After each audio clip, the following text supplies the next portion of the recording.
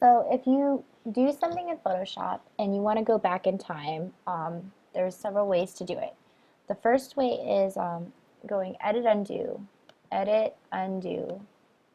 like in so many other programs. The shortcut's also Control Z, but that usually only goes back one step. If I do Control Z again, it just goes back and forth.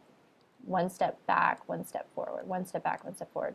So if I want to go back more than one step, it is Control Alt or Option Z. And if I keep doing that, it goes back in time all the way to the beginning. Now, another way to do it is that in Photoshop, there's a history palette. So because I'm on my Essentials workspace, then they've automatically put that in my layers bar right here. So if I click there, it shows everything I've done. I can click on the corner of that, the bottom right corner of my panel, to drag it all the way down so that I can see the steps that I've done so far. So if I click all the way at the first, they appear like little layers. 1, 2, 3, 4, etc. Everything that I've ever done is recorded up to 20 steps. After 20 steps, then they start deleting the older ones. So they only keep the newest 20 steps. So that's something to remember. And with the history palette, if I close my image and I open it up again, this history is totally cleared. You start from scratch all over again. So don't rely on that for when you open your image again. It's just the first 20 steps, the latest 20 steps that you've done.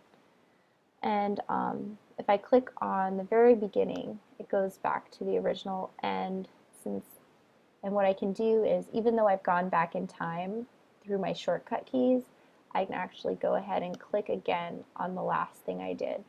And I can click on any specific one. And what it does is erases the last ones before it, the ones after it, the state changes.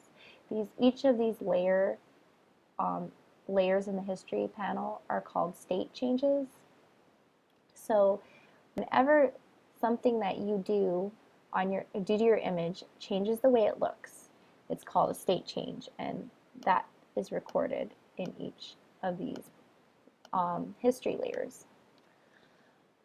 So that being said, I actually really like the shortcut to be able to go, if you want to go forward in time. For example, if I go back to here and then I want to go forward, it's Control Shift C, and I can go all the way forward by just hitting Control Shift C, or all the way backward with Control Alt Z or Control Option Z on a Mac.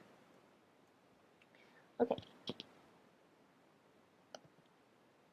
Now, if I take a look at the image that we're going for over here, the edited image, the final version, I can see that we were supposed to duplicate the baskets, the tall baskets. So I'm going to go ahead and move my basket back again. This time, because I've changed my swatches over here, I want to make them go back to the way they were, the default. All you have to do is hit D, and then it automatically goes to having the black in the front and the white in the back. So now if I go ahead and grab my rectangular marquee tool, click on the edge there and drag around the basket to get the whole thing, and then I hit V to move it. I want to move it to the center here, and now I want to make a duplicate of it, so I hold Option and drag it, and it makes a copy automatically.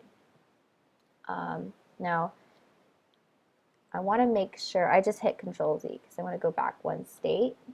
Here, let's go back a state. There we go.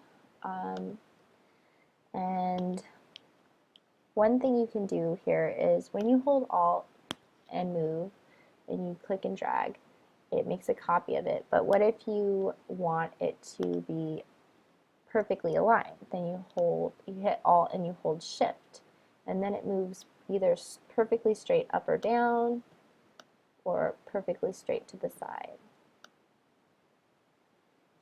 Whoops, I made a lot of copies.